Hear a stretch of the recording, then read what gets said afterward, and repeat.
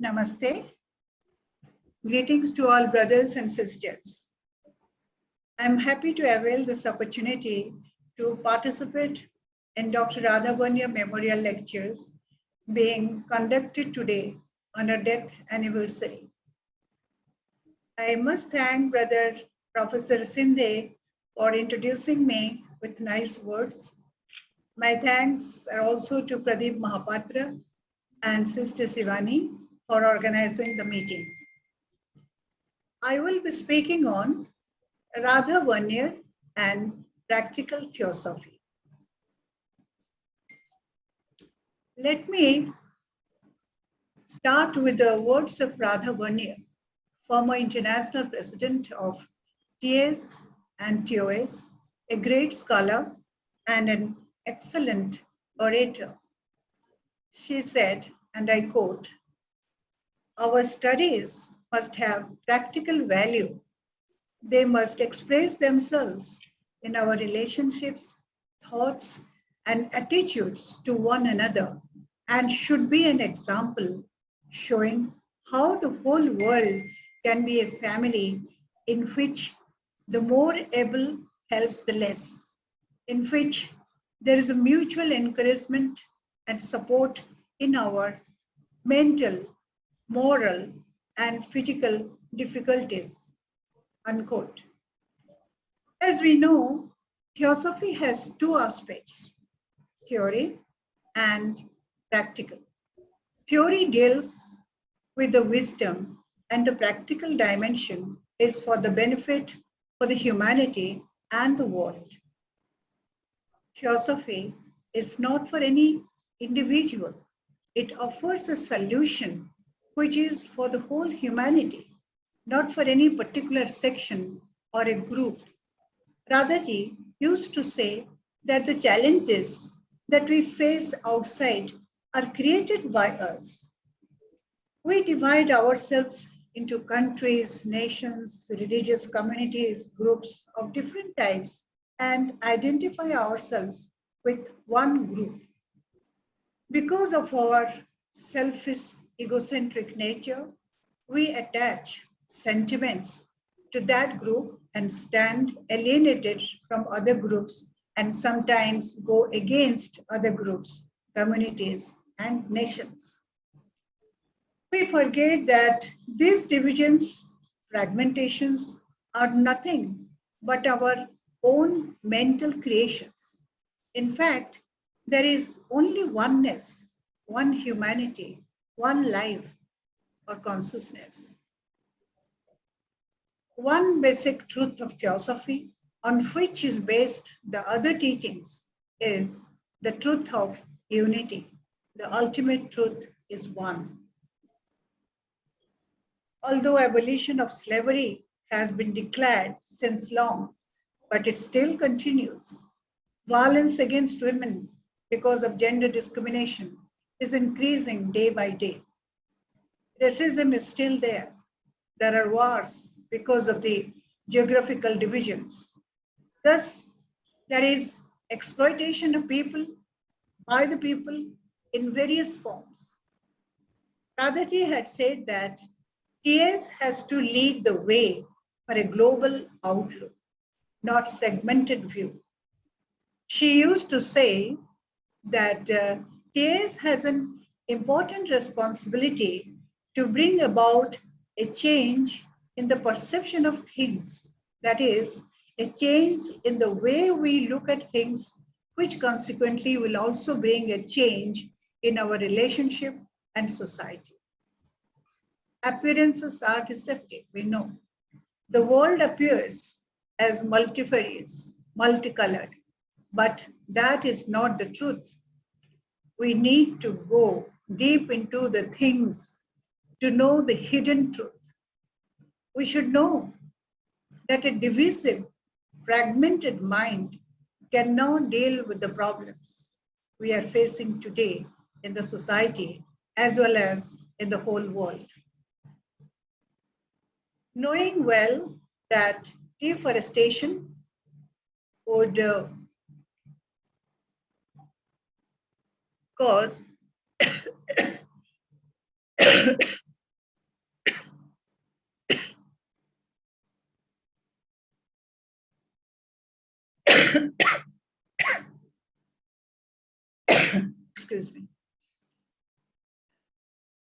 knowing well that deforestation would cause great harm to the environment, still we destroy.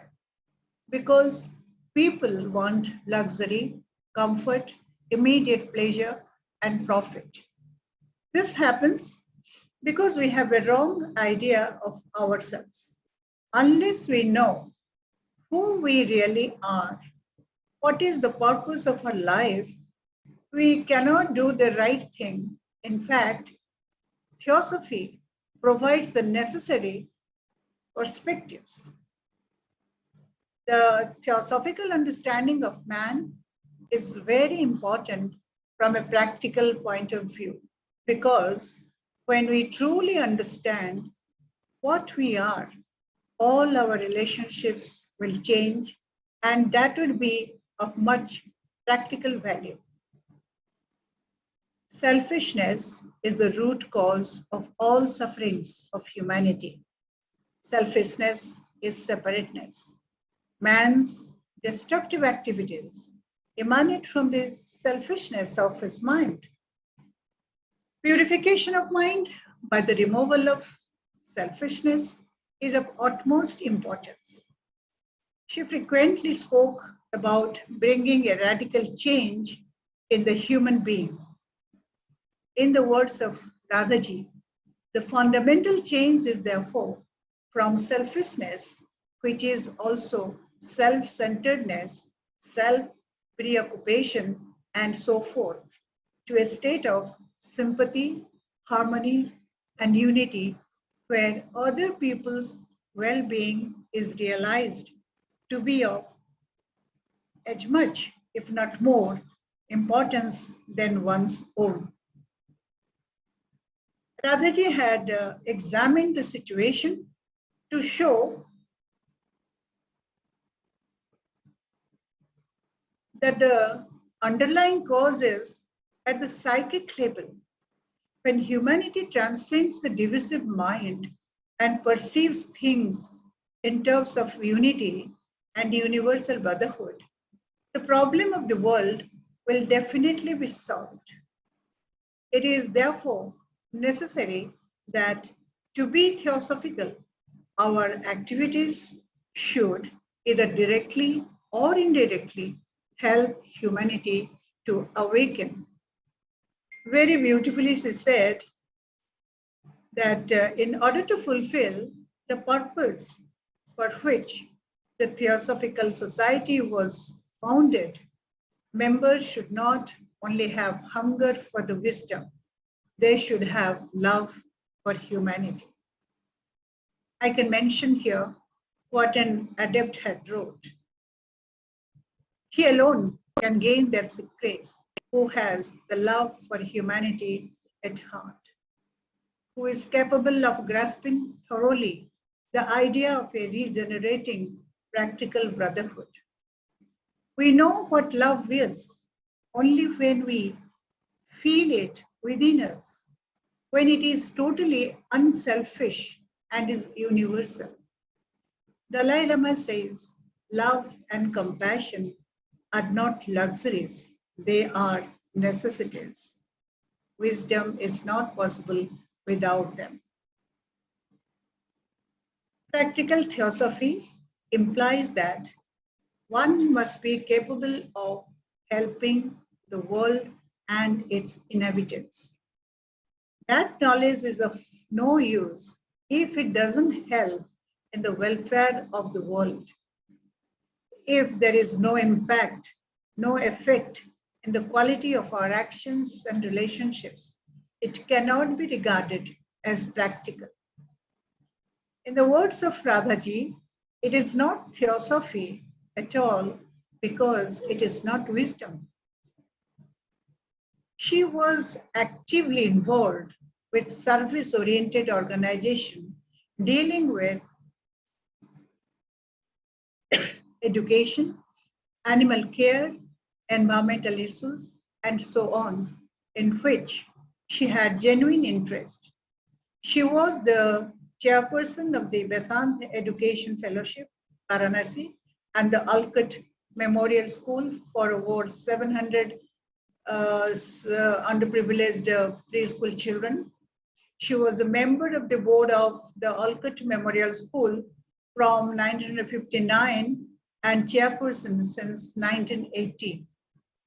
Before the soul can see, the harmony must be attained, said Madame Blavatsky. When there is harmony within, it is expressed in cooperative action. In this context, I would like to narrate an incident that took place in 2003 when Radhaji had come to attend the conference in Utkal Theosophical Federation at Bhubaneswar, Odisha. Members at the meeting venue had removed their sandals in a disorderly manner, one here, one there, like that it happens sometimes. Radhaji had noticed that, and after the meeting, she shared her thoughts with me. She said that the members should know that there is an orderliness and harmonious pattern in the macrocosm, and there is a conscious design and intent behind and within this orderliness. Therefore, we must try to maintain this orderliness at the micro level in all our activities, outer and inner. Otherwise, there will be chaos and disharmony. In another occasion, when Radhaji was on the dais, a member walked up to her with a flower bouquet, beautiful flower bouquet, almost crushing the flowers of the bouquet. She suggested that the flowers be handled gently. Every action of ours reflects the states of our mind. In this case, it reflected a disorganized and confused mind. It is a need for us to discover the practical dimensions and relevance of every fundamental theosophical principle. Wherever she went in India and abroad, she spoke on the relevance of teachings of theosophy in today's world. She used to say that the philosophy behind theosophy must remain relevant to present day issues, that is, the contemporary issues.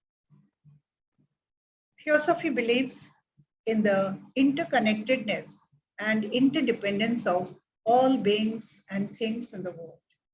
It is not only practical for the human beings to be safe, healthy, comfortable, and loved.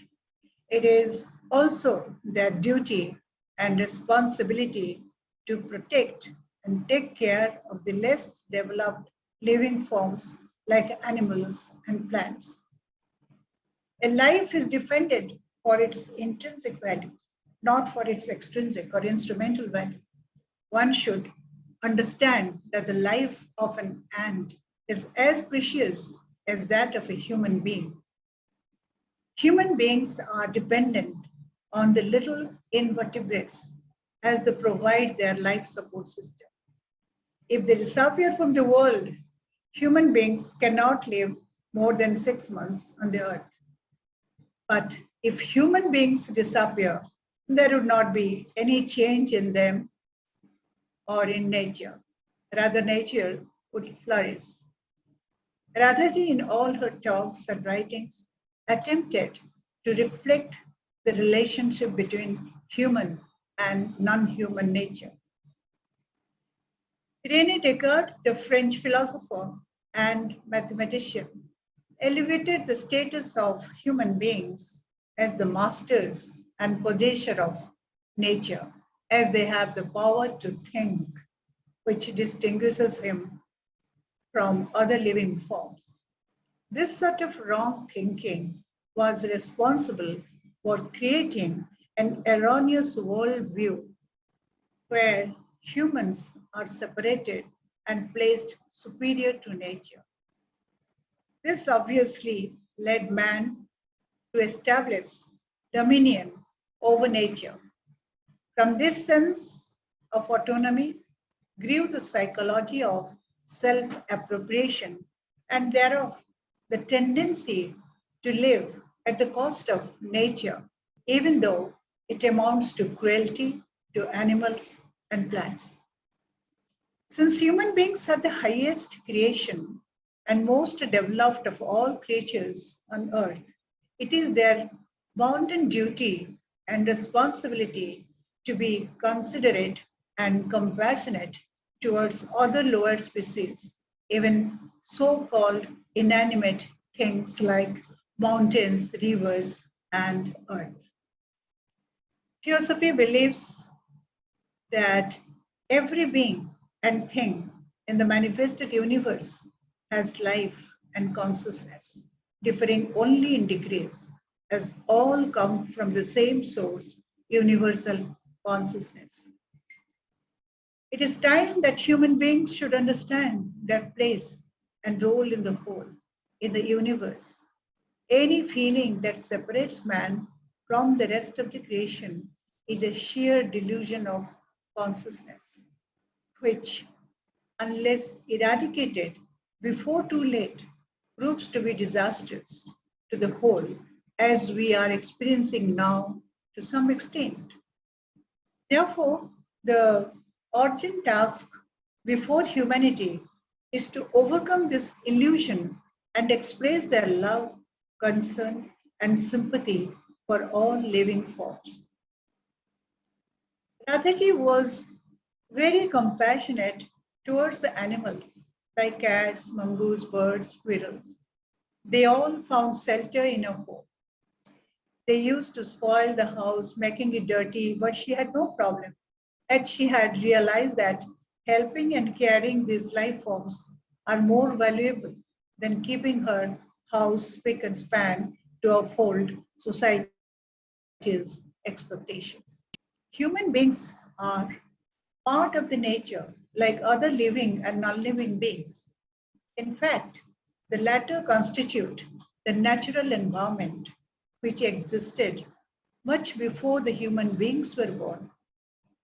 By virtue of the capacity for rational thinking and the ability to manipulate the force of nature, man invents and creates his own world, builds his own society, institutions, enriched by science and technology. But the creation of this artificial world is tempered by humanocentric bias and selfish motives. This world, the product of human thought, is unreal because it is based on wrong perception and false values. As Radhaji says, this is Maya. Where does Maya in here?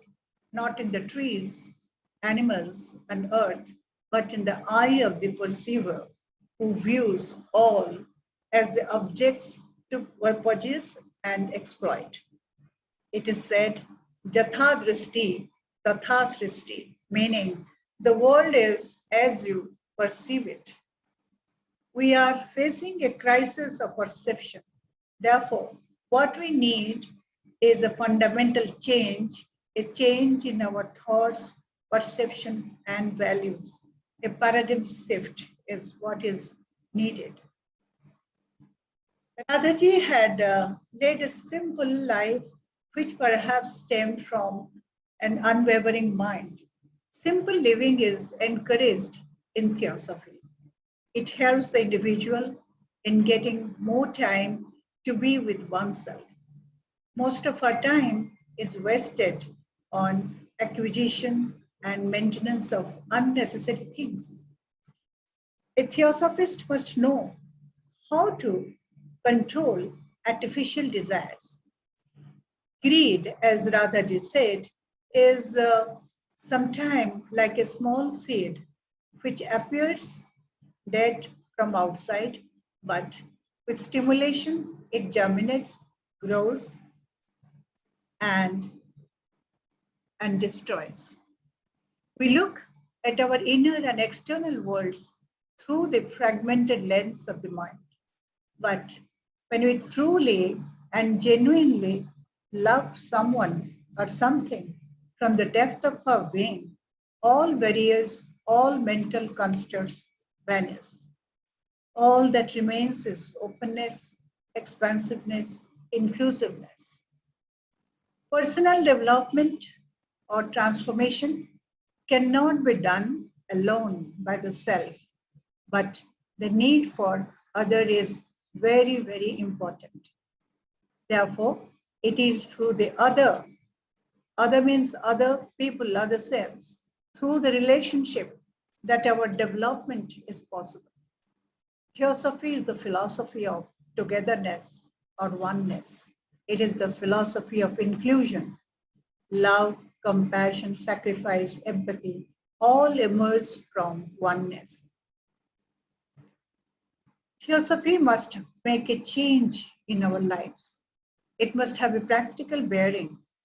The Mahatmas said that their teaching is at the same time profound and practical.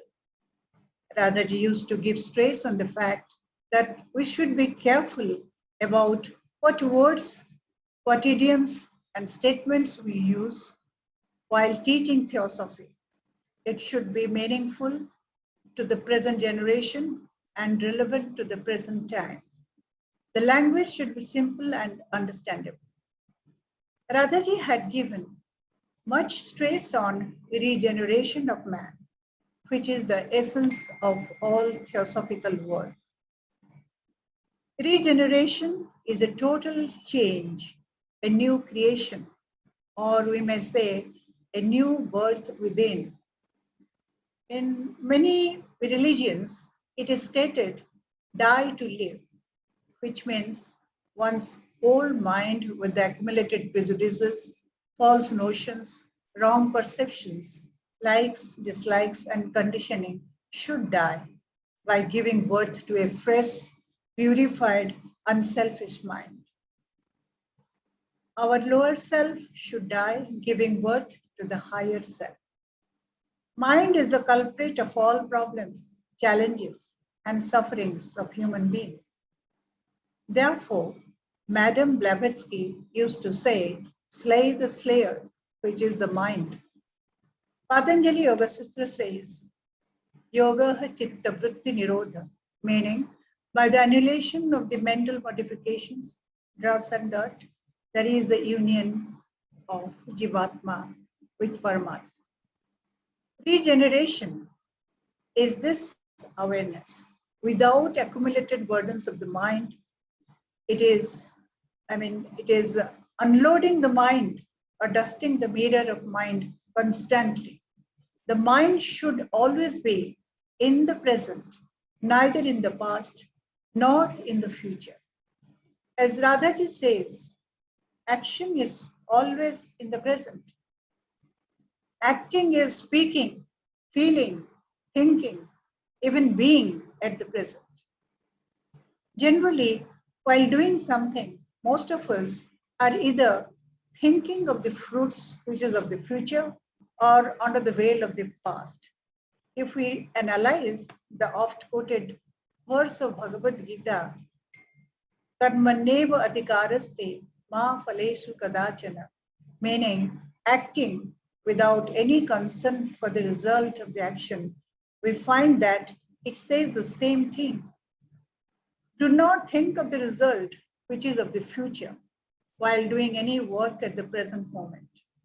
While acting, we are not fully aware of the action. The mind moves away from the now, which is the only real moment. Both past and present are just projections of the mind. They do not exist.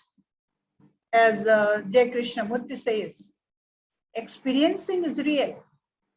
It is in the now, not experience. By emphasizing on the fact that one should be in the present, in the now, while acting, Radhaji shows us a practical method of starting the regenerative process by which the mind becomes clearer, fresher, focused. Consequently, action becomes fruitful. And there is no other path to go, she has written. True renunciation is not a single dramatic act. It is the daily wiping away of the thoughts, motives, and memories which are of the world, the little desires, to dissemble the unkind impulses, the small attachments, the recalling and remembrances of pleasure, and so forth. Radhaji had modeled herself as a theosophist in the true sense of the term. In the key to Theosophy, one finds the frequently quoted statement, Theosophist is who Theosophy does. Not thinks, not studies, not feels, but does. Altruism is an integral part of self-development. It is a textural change in the quality of the mind more than specific action of any particular type. When there is the right state within, right action takes place automatically, says H.P. J. Krishnamurti also says that human beings, if rightly educated, can transcend the conditioning of the mind as they have the capacity for empathy and altruistic action. In Hinduism, as mentioned in Gita, one can attain perfection by working selflessly for the benefit of the society, that is, loka sangraha, as well as for the benefit of all sentients. Sarva bhuta hiterata, lavante brahma nirvanam, rushayaha khina kalmesha, chinna dvedha yatatmanaha, sarva bhuta hiterata.